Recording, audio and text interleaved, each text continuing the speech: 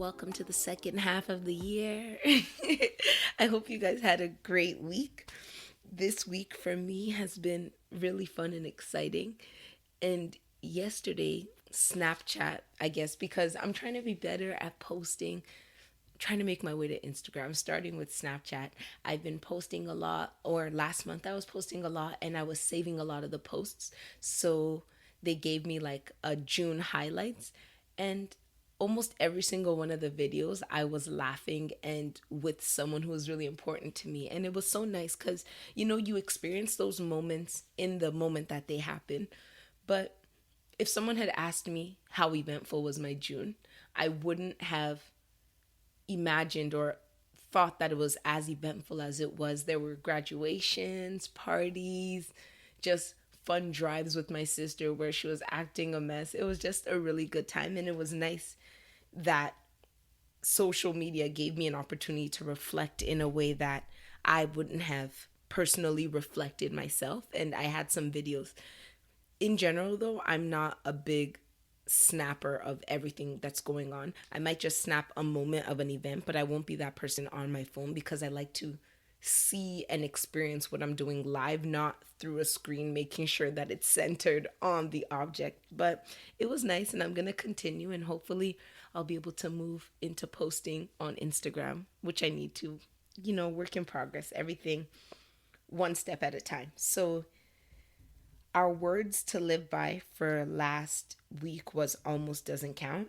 And the one thing, well, the main thing that I noticed about the concept of almost doesn't count and about people, myself included, who sometimes sit and just mostly discuss the things that almost happened, the person they could have been, the opportunities they had but didn't take advantage of, is that when you feel that you're not doing anything worthwhile in the moment, that's usually when it becomes easy and even necessary to have to live in the past or live in your almosts.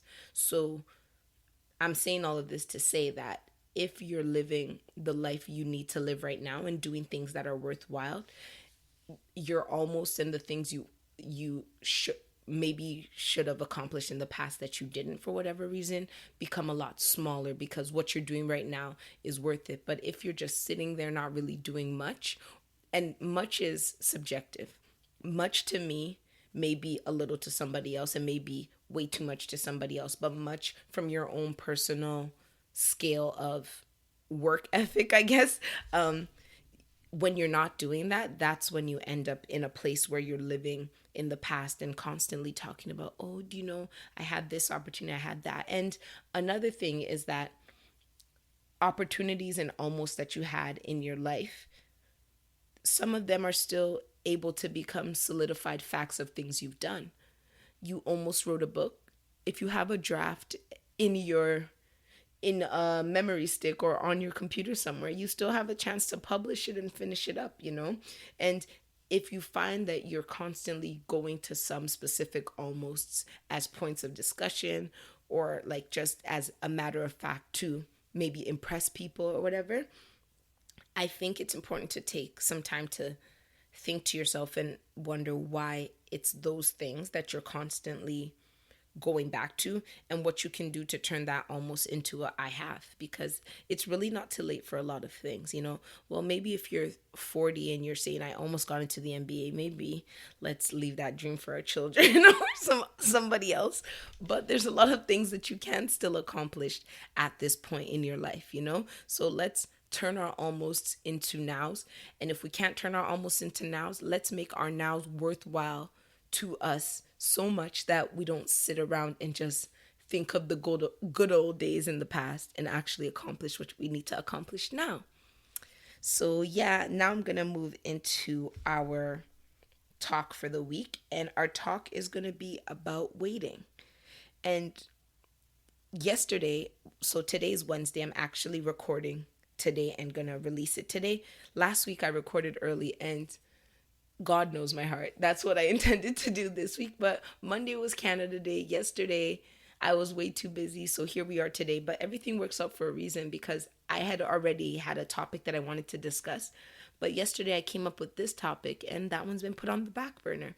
So yesterday, I went to a concert for one of my faves, PJ Morton. If you haven't heard of PJ Morton, I think you should listen to him.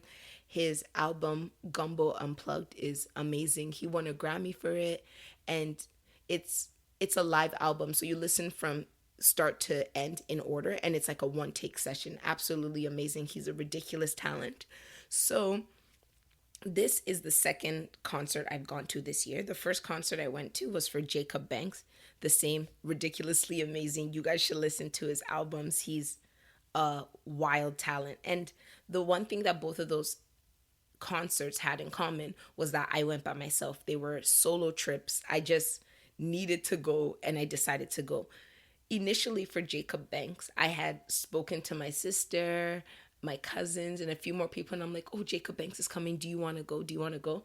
And they're like, "Yeah, we'll see, we'll see." So the original tickets for there was regular tickets and VIP tickets. So we were planning to all buy regular tickets, and I was asking them, "Are you gonna go? Are you gonna go?" And I was waiting around for them instead of buying my tickets because it's standing room. They could have bought theirs later, but that's besides the fact. So I waited and waited and waited, and then one day I was like, you know what, screw this, I'm not waiting for them anymore. I'm gonna buy my ticket, and if they want to come, they'll get theirs. So I was at work at this time, and I went on the computer to buy the ticket, and all the general admission were sold out, and my heart literally sunk. I was so sad. Like, how did I do this? Why did I wait for these people? And now general admission is gone, and all that was left was VIP, which was about three times the cost of the general admission. And at this time was when I had decided that I was gonna quit my job and go into doing this entrepreneurial thing full time with not much of a safety blanket to fall on, and I could not personally justify spending triple the amount on a concert to watch, yes, an amazing person, but to watch someone when I have finances and income and things to think about. So I was so sad. And then I told my boyfriend, and he bought me the VIP ticket, and I was so happy. Yes, God bless you. Thank you. So at that point, I went to the concert. I went by myself. I did the meet and greet. I spoke with him. He signed an autograph for me. We took a picture, and it was literally the best experience I had had at that point in the year, and it's still one of my, I'd say, top 5 experiences for this year. When I got to the concert, I met an amazingly nice girl, and we just became friends because she came alone too, and we were all there for the same reason, to support Jacob Banks. And when I had that experience, as soon as PJ Morton's when he announced on Instagram that he was coming to Toronto, I bought my ticket immediately because I'm like, if anybody wants to go, they'll buy theirs after, but I'm not gonna wait. So yesterday at the concert, when it was amazing. I was like almost front row, dancing, having the time of my life. And I just thought to myself, imagine if I had waited for someone again and missed this opportunity. So immediately I pulled out my phone and started writing points for this podcast. And I'm like, yep, I'm going to talk about waiting and how we all have one life to live, and waiting around wastes a lot of time.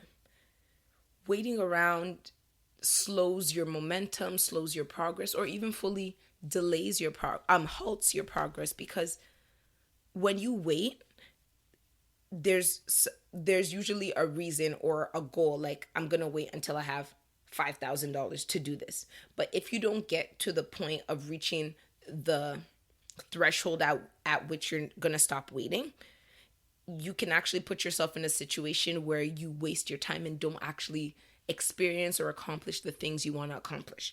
So with that, I've come up with 3 things that we need to stop waiting for in order to live our best lives. So the first one is, do not wait for comfort. So a lot of us are waiting for the perfect moments. We're waiting to be in the right place. Like, it could be as small as, if once I have $100 saved, I'm gonna buy that $20 t-shirt I want. Or it can be, once I'm accomplished in life, or once I hit this certain salary, that's when I'm gonna propose to my girlfriend, or when I reach a certain level in life, that's when I'm gonna get married. And it's good to have plans, don't get me wrong, but sometimes waiting to be comfortable or waiting for the perfect moment leaves you in a very tight position, and unfortunately perfect moments are extremely rare. And what I don't want for you guys and what I don't want for myself, because I'm talking to myself too. I used to procrastinate. I'm good with concerts now, but there's still many parts of my life where I sit around and wait, and I'm trying to learn to be better. And what I found is that many of us perfect ourselves into mediocrity.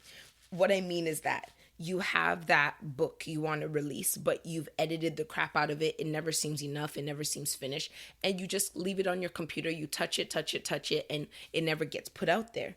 Or you are working out, you're not at the ideal fitness level you want to be at, so you're not wearing bikinis, or you're not going to the beach, or you're not wearing that crop top, or doing whatever it is you want to do. You're not wearing those shorts, you're not doing what you want to do, and perfection is lovely, but it's fake, and those of us, we're all on social media, we know perfection's fake in many different ways. So waiting around to perfect life before you live it will waste so much time, and there's so many opportunities that you'll miss out on. For my personal example is this podcast. It was maybe last year that I decided I wanted to do a podcast, and one of my favorite podcasts, Blessed and Bossed Up by Tatum Tamia, her sound quality was so amazing, and she's extremely friendly. So I sent her an email and I'm like, hi, I love your podcast, and I just want to know what kind of mic you use because I want to start one too. So she sent me a link to her mic. It was super cheap on Amazon, and I bought it in November. Mind you, this is episode 12, so I've been doing this for like 3 months, and we're in 2019. So I bought it and I put it under my bed, and I'm like, yup, I got the mic. I'm ready. And then I went to record, and my voice sounded so awkward. I wasn't comfortable. I kept having to stop because I'd stutter, or I wouldn't present my words in the way that I wanted them to come out. Like my mouth and my mind were just on two different pages. Things weren't working out. But one day I just decided, you know what? I'm going to do this. I'm just going to record my first podcast and put it out there, because if you don't start, you're never going to improve. Like if any of you guys go back to my first, maybe, yeah, let's say first 6 podcasts compared to this one today, there's been a huge improvement, and it's okay. We have to start with one. Like an old coworker of mine once told me that $1 million in your account still starts with a $1 deposit. So you want to get to these places, you want to do these things, but waiting around for perfection is just gonna block you and hinder your ability to do it. Like the mic I had before, like I think until maybe episode 8 or 9 was that original mic, and I'm just using GarageBand, working on it as I go. I have no tech sound engineering experience. My first podcast I recorded in the living room, there was so much background foam sound, and like I don't know what it's called, but like that fuzzy sound, there was so much of it, and I was just like, I'm gonna post it anyway. And I have like my lovely family and friends who supported and like gave me their advice, and they're like, maybe do it in a closed room because the sound will be a little better because there's not as much air flowing. And then my creative manager Femi gave me a freaking microphone mixer and a brand new mic, just literally for free. Like, thank you so much, because he had it at home. He saw that I was doing this. He didn't need it, and he gave it to me. And like now my sound quality is so much better. And who knows, 20 episodes from now, I might decide to invest and buy an even better mic. But if I was still sitting around waiting for that perfect moment, I wouldn't be where I am now, And the thing with waiting around for the perfect moment, or waiting for when you're fully comfortable, is that those moments don't usually come until you step into what you're meant to step into, and then you grow. Because if someone had told me, like I knew that I had this podcast that I wanted to do, I had tons of ideas, and they were sitting in my phone. Like right now I have almost 100 concepts for topics, and I barely get to them because every single week, because I've started doing this podcast, I get a new and fresh idea, just like I did yesterday, So don't wait for the perfect time. Don't wait to be comfortable. If you have something you want to do it right now, Do it how you have it. If you have a straggly phone and you want to make a YouTube video, start posting your first YouTube video. If people like it, then maybe you'll think it's worth investing in financing a Canon camera for 3 years, $100 a month to pay it off. But if you don't even get out there and step into it, you won't even know what's required of you to grow. Like, it doesn't make sense to buy every single thing you need to step into something new, because what if you change your mind, you know? And don't allow those things, or lack of money, lack of opportunity, to block you from entering into what you need to enter into. If you enter into it janky and side-eyed, as you go, you're going to continue to grow, because I'm a personal testament to that. And that's why I want you guys to know that it's awkward. Like, sometimes when I initially started the podcast, I would have like 35 different recordings that I'd have to piece together and delete, because I just couldn't get my words out. And the joke is, in real life, I'm so talky. Like, I could talk for hours, but sitting in a room talking to a microphone that will eventually go out to hundreds, thousands, however many people, was just way too awkward. But I stepped into it, and here we are now. Now I do one take sessions, guys. I just bust it out. Don't have to write a long old script. I just write a few talking points, and it's going with the flow. So yeah, don't wait for comfort or perfection. Number two is, don't wait for your friends, for an accomplice, or for a companion. This is because waiting around for people, as you heard with my Jacob Bank story, can really slow you down. Like, it's lovely to go on a girls' trip. It's lovely to go on that dream vacation with your spouse or your family. But if they're not able to, for whatever reason, I don't think that should stop you, you know? Like, I'm that person who now wants to just experience life by myself.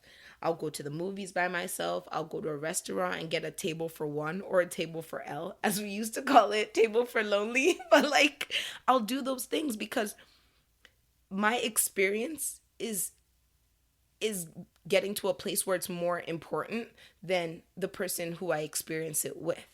I'm not going to wait around for everybody to get their money right, or for us to get synchronized schedules to figure out what day we 10 of us can go somewhere, because unfortunately sometimes it doesn't happen. Like, I'm sure all of you guys have group chats on WhatsApp or wherever, where you guys have a bunch of friends, and you're always like, yo, this summer we're going to Europe, yo, this summer we're doing this. And then September 22nd hits and summer's over, we're back to school, back to lives, and all of those woulda, coulda, shouldas never happened. And yes, there are some, this is like, especially for traveling, safety is important. I'm not telling you to just hop on a plane and go somewhere because you want to, but solo travel is a real thing. My sister's best friend, Carlene, she's like the solo travel queen. Like, she's been to like almost every continent, like over 20, 30 countries. She does it all the time. If she's in the mood to go for a trip, she's off and she goes. And that's so admirable, because it's, of course, her and my sister have been to South Africa and they're planning other trips, but it's lovely to not have to wait for someone to experience life. You know, life is for the living, life is to be experienced. And if you have the opportunity, don't wait around for people to join you.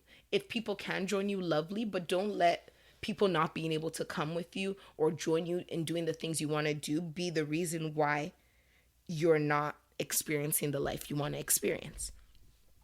The third is, don't wait for a cosign.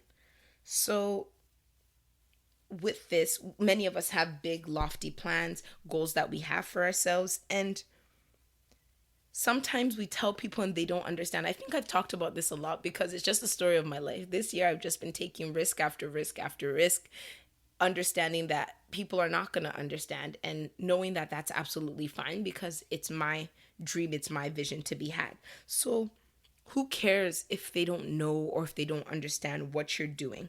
Your vision is yours, and people don't have the eyes for it because they shouldn't, you know? Like, I don't wear glasses, my mom wears glasses, my sister wears glasses. If I put on their glasses that helps them see better, I'm not going to see better, because it's not my prescription. So pretty much your vision is not anybody else's prescription. So why are you shocked when they cannot see it?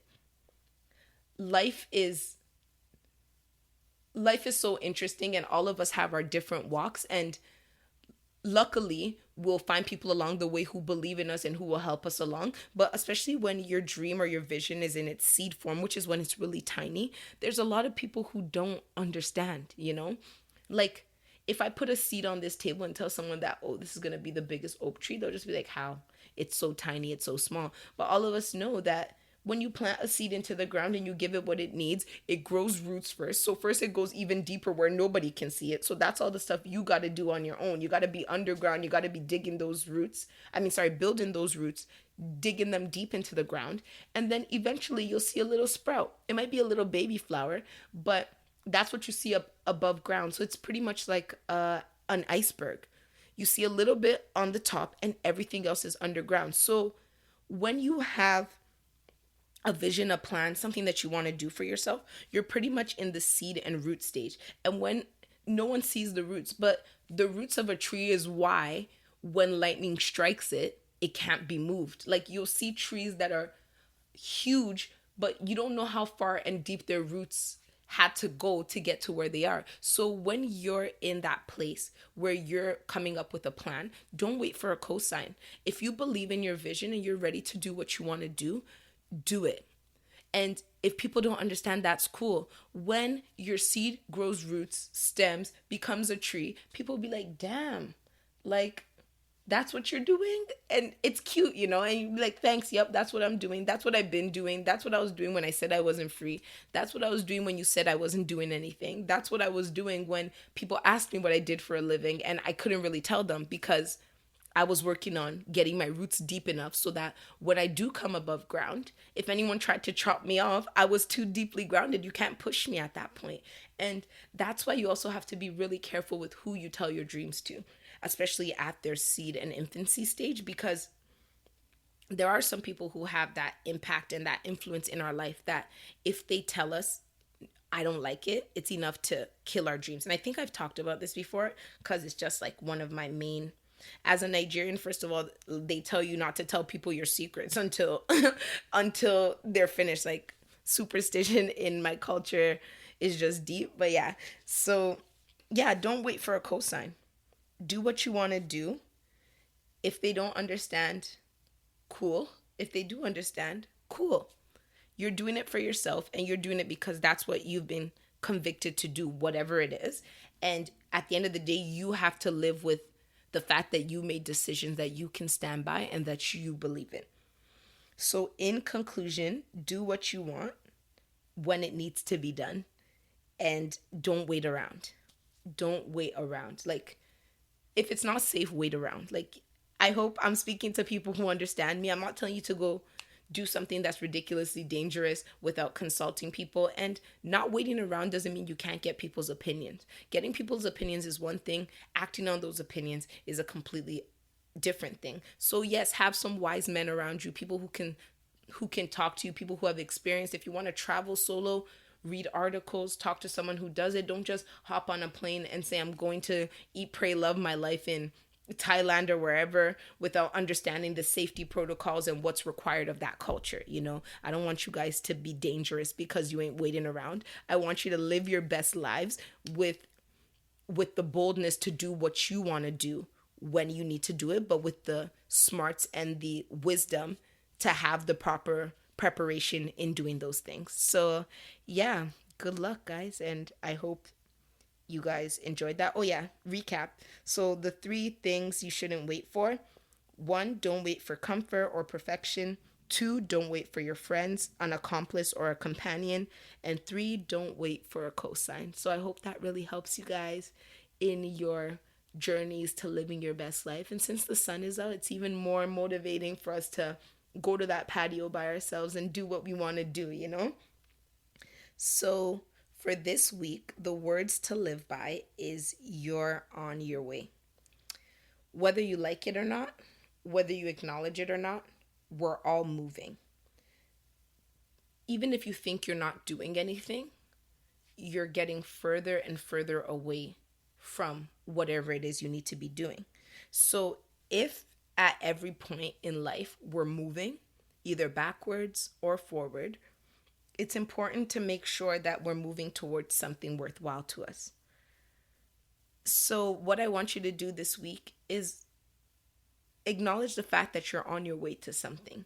And be willing to even take baby steps in the right direction, because even baby steps will lead you there, even if it takes a little longer. Like, it might be something like weight loss, for example, and you're like, I don't have the energy or the confidence to go to a gym and work out right now. But what I'm going to do is, if I drink 3 pops a day, I'm going to drink one. Or I'm just going to stop drinking soda and I'm just going to have water. You know, this might seem small to somebody else who's in the gym on keto diet, pumping iron, doing whatever they're doing, but you're moving in the direction that you want to go. And when we think of baby steps, it's difficult and frustrating because we're not seeing the progress at the rate we want, because we're looking at our destination. But sometimes when you're on that journey, it's important to just stop and turn around and just, in your mind, of course, stop, turn around and realize that you're no longer where you started. And that's amazing, you know, because a lot of times our goals are so big that it scares us from even starting. Just like what I said earlier, that my friend said, even $1 million account starts with $1, you know? So if you're like, oh, I need to save $1,000, but I don't even have money, and I'll never get there. But all the time that you've been complaining, if it's been 6 weeks and you've been saving $2 a week or $20 a week, that's $12, you know? And that is closer to 1,000 than zero was, even though it's still closer to zero than 1,000, you know? And so what I want you guys to know and think about this week is that you're on your way somewhere. You're on your way either in a positive light or a negative light. Look at what you're on your way to. See if it's where, if you actually like where you're going, and if not, think of baby steps that you can do that can push you in the direction that you want to be in. And I wish you guys all the best luck in doing that this week. So I'm going to end the podcast there. Thank you guys so much for your continued support. Thank you for listening. I'm on episode 12. I'm so excited and happy. Remember, if you want to send me questions, you can send them to toksayinla at gmail.com, or you can send them to at Toks on Instagram. I'm also on Twitter. I'm trying. I've posted one thing. I'm gonna continue. And yes, have a great week, and I'll talk to you next Wednesday. Bye.